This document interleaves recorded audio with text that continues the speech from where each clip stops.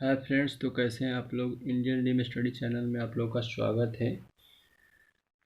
आजकल सबसे ज़्यादा परेशानी सभी इंसान को है, खासकर हम लोग स्टूडेंटों की ये दिक्कत है कि हम लोग की स्टडी हो नहीं रही है। इसका सबसे बड़ा कारण है कोरोना वायरस। कोरोना वायरस महामारी से पूरे विश्व परेशान है और खासकर हमारे इंडिया में बहुत परेशानी है। तो चलिए बताते हैं कि कोरोना वायरस क्या है और ये कोरोना वायरस हमारे शरीर में किस तरह प्रवेश करता है और हमारे शरीर को कैसे डैमेज करता है, इससे कैसे बचा जाए और कैसे बचा जाए ताकि हमारी ज़िंदगी रहेगी तभी कुछ कर पाएंगे। सबसे पहले इंसान की ज़िंदगी कीमती होती है। तो चलिए ये कोरोना वायरस क्या है और कैसे इसे बचा जाए, हमारे शरीर को कैसे इन्फेक्ट कर रहा है, इसके बारे में जानकारी लेते हैं, क्योंकि इसके बारे में जानकारी बहुत ज़रूरी है। क्योंकि आजकल बहुत तबाही है, बहुत परेशानी है। आप इस परेशानियों से नहीं बचे। ये जो मई का मंथ चल रहा है ये काफ़ी ख़तरनाक है, हम सब इंसानों के लिए बहुत ख़तरनाक है। क्योंकि इससे जब हम इंसान बचेंगे तभी हम कुछ कर पाएंगे अपने ज़िंदगी में। कहते हैं दोस्त कि इरादा ना बदल मायूस ना हो, तकदीर किसी वक्त बदल सकती है। हम लोग की कभी भी इंसान की तकदीर बदल सकती है। तो चलिए शुरू करते हैं कि ये कैसे फैल रहा है। सबसे पहले ये आप लोग तो बहुत जान रहे हैं। चलिए ये दो इंसान हैं और ये यहाँ पे एक इंसान है और एक यहाँ पे इंसान है, मतलब दो व्यक्ति है, दो मनुष्य है। और ये कैसे फैल रहा है, ये दो मनुष्य है और ये फैल कर जैसे हम लोग आप संपर्क में आ रहे हैं, एक दूसरे के संपर्क में आ रहे हैं, तो ये हमारे शरीर में, जैसे कि मान लीजिए इसके पास कोरोना वायरस हो गया है, इसके पास कोरोना वायरस है और ये निगेटिव है, इसके पास पॉजिटिव है और इसके पास निगेटिव है।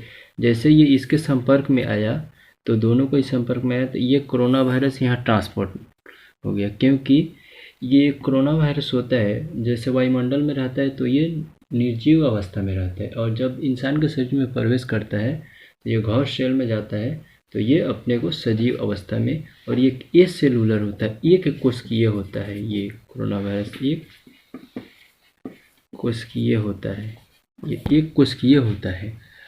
चलिए इसका आकार किस प्रकार होता है और हमारे शरीर में किस तरह, ये तो देख लिए कि संक्रमण फैलता कैसे है, लेकिन किसी इंसान के शरीर में प्रवेश किस माध्यम से करता है और ये किस प्रकार का होता है। ये कोरोना वायरस, ये मान लीजिए हो गया, ये कोरोना वायरस हो गया, ये इसका कवच होता है, मेन तो ये यही है।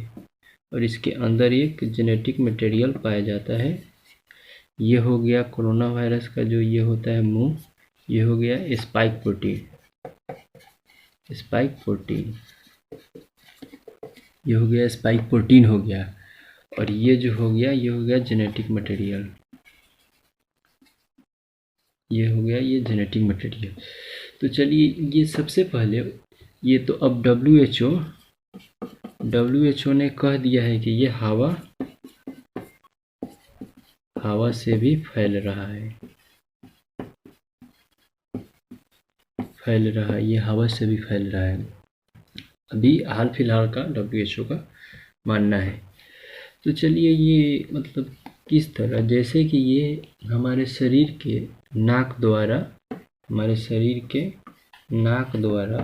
या मुंह द्वारा, मान लीजिए ये मुंह हो गया,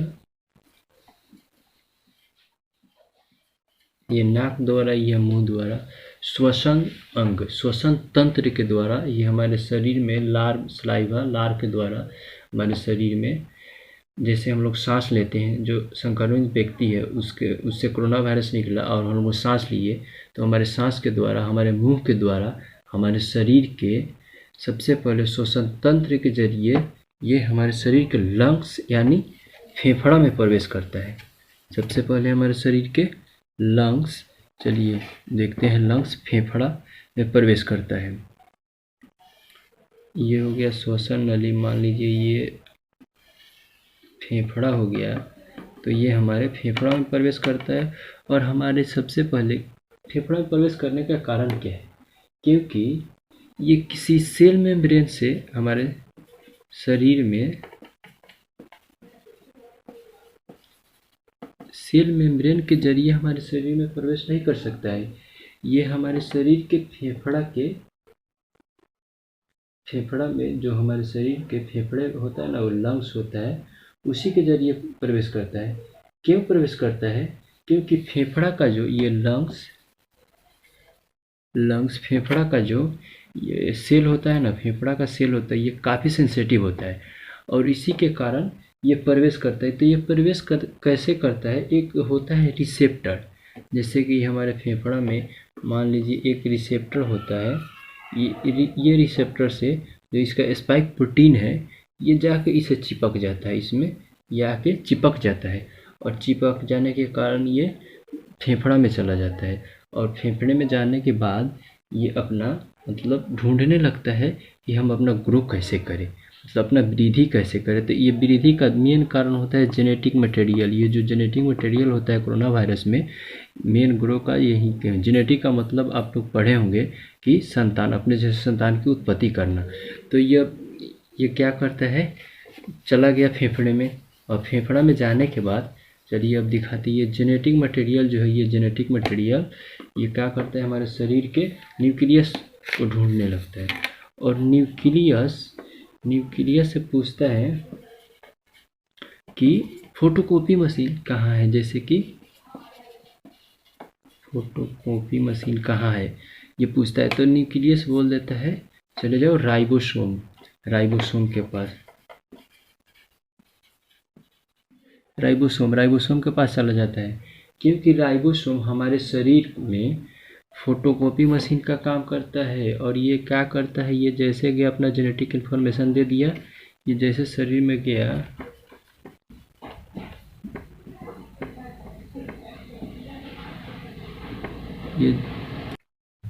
ये जेनेटिक इन्फॉर्मेशन दे देता है।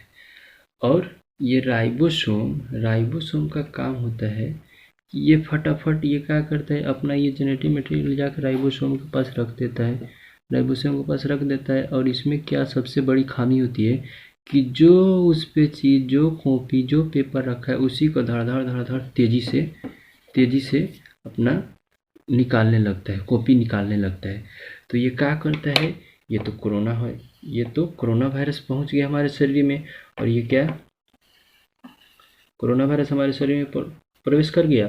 ये क्या करता है कि चटाचट मतलब तेज़ी से ग्रो करता है, तेज़ी से वृद्धि करने लगता है। जैसे जैसे तेज़ी से वृद्धि करता है, हमारे शरीर में चारों तरफ कोरोना वायरस फैल जाता है और हमारे फेफड़े, हमारे लंग्स को फेफड़ा को डैमेज करना शुरू कर देता है। तो देखता है कि ये फेफड़ा को डैमेज करना शुरू कर देता है, तो हमारे इम्यूनिटी सिस्टम को पता चलता है, हमारे इम्यून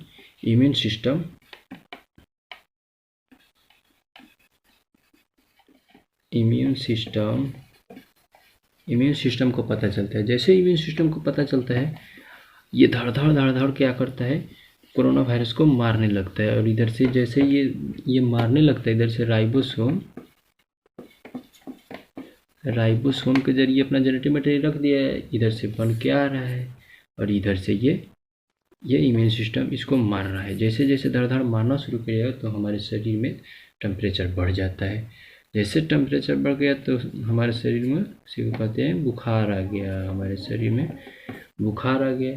और जैसे जैसे बढ़ता है, देखता है कि हम लोग एक मार रहे हैं, दो उधर से बना के भेज रहा है, दो मार रहे हैं, चार आ जा रहा है फोटोकॉपी। जैसे जैसे अपना संतान जैसे जैसे उत्पन्न करके आ रहा है, तब ये क्या करता है? न्यूक्लियस बोलता है, न्यूक्लियस कि अपने शरीर में इसके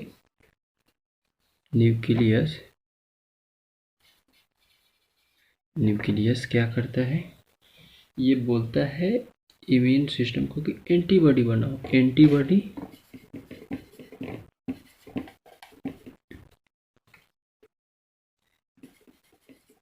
एंटीबॉडी बनाओ। इम्यून सिस्टम को क्या बोलता है? यहाँ लाइट है, लाइट के कारण नहीं दिख रहा है, तो चलिए ये दूसरे जगह लिखते हैं। यहाँ पे फ्रेश ये क्या करता है?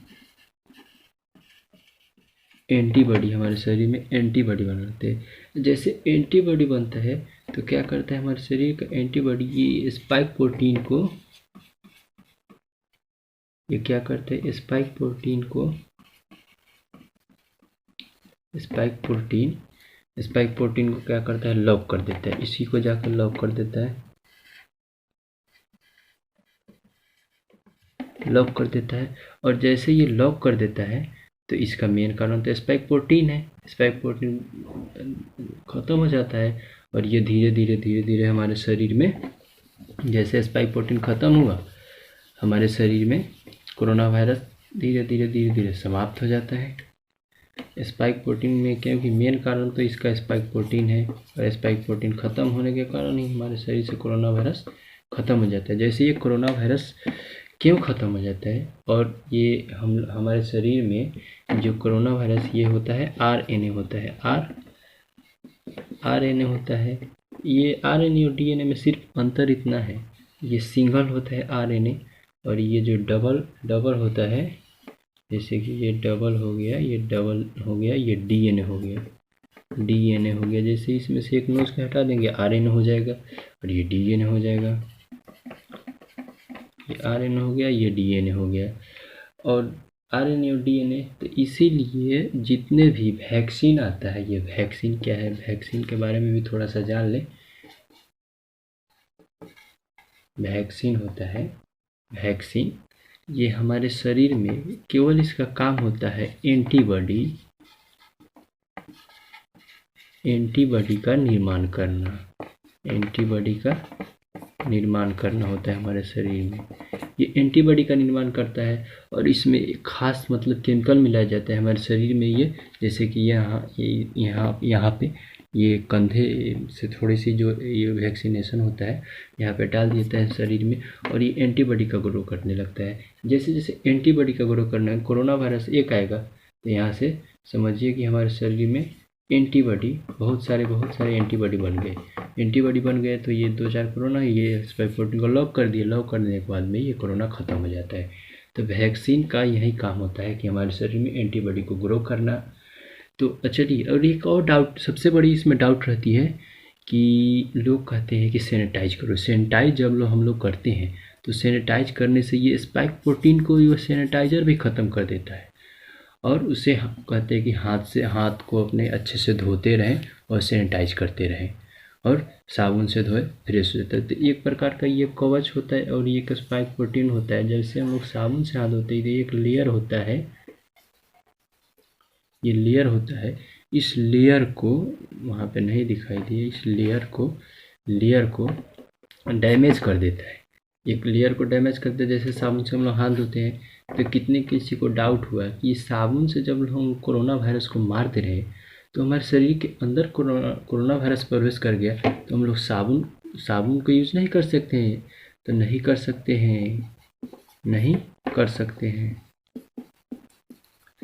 सकते हैं क्योंकि जैसे हम लोग साबुन का यूज़ करेंगे शरीर में, जैसे कि मान लीजिए एक मतलब स्टूडेंट था, उसका डाउट था कि हम लोग साबुन तो भी पी सकते हैं ना ये कोरोना वायरस को मारने के लिए।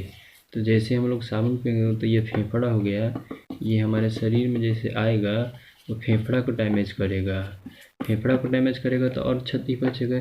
जैसे कि अभी देख रहे हैं इंडिया में ऑक्सीजन की इतनी किल्लत हो गई है। किल्लत क्यों हो गई है ऑक्सीजन की? क्योंकि सबसे पहले ये जो सेकेंड जो ये वेव चल रहा है, ये फेफड़े को डैमेज कर रहा है, ये फेफड़े को डैमेज कर रहा है, और फेफड़े को डैमेज कर रहा है तो ऑक्सीजन की कमी हो जा रही है। जैसे फेफड़े को डैमेज कर रहा है, ऑक्सीजन की कमी हो जा रही है, ऑक्सीजन की कमी हो तो हम लोग का सांस फूलने लग रहा है, और जैसे ऑक्सीजन की कमी हो गई, ऑक्सीजन हमारे शरीर में कम हो गया तो हमारी मृत्यु हो जा रही है।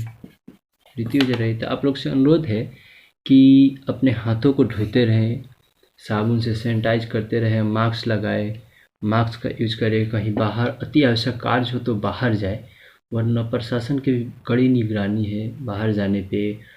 और हम अपने आप को बचाएं, प्रशासन के डर से नहीं, अपने आप को बचाएं, क्योंकि इसमें बहुत ज़्यादा डेथ रेट बहुत ज़्यादा है और काफ़ी सारे लोग मर रहे हैं। ऐसे अपने आप को सुरक्षित रखें कि हम लोग की नौबत ना आए कि मतलब हॉस्पिटल में जाए, कोरोना से बचे, डरे, अपने एहतियात बरते और अपने परिवार का भी ख्याल रखें। ज़्यादा से ज़्यादा अपने घर पे रहे, अपने माँ बाप के पास रहे, अपने परिवार के साथ रहे, क्योंकि ये बहुत महामारी बहुत ज़्यादा फैल चुकी है। इंडिया में काफ़ी सारी परेशानी है, बहुत दिक्कत के सामना करना पड़ रहा है।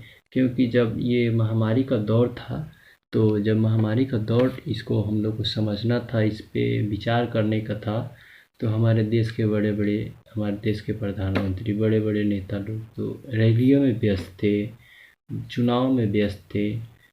इसके वजह से हमारे देश में काफ़ी फैल गया है कोरोना वायरस। तो चलिए आज के लिए इतना ही, फिर अगले वीडियो में ये कोरोना के बारे में भी जानकारी देते रहेंगे। और ये हम लोग का पढ़ाई जो स्कूल कॉलेज बंद हो गया है, तो ऑनलाइन पढ़ाई के लिए आप लोग के लिए अच्छे अच्छे वीडियो लाते रहेंगे। चलिए इसके लिए थैंक यू, धन्यवाद। चलिए हमारे वीडियो देखने के लिए।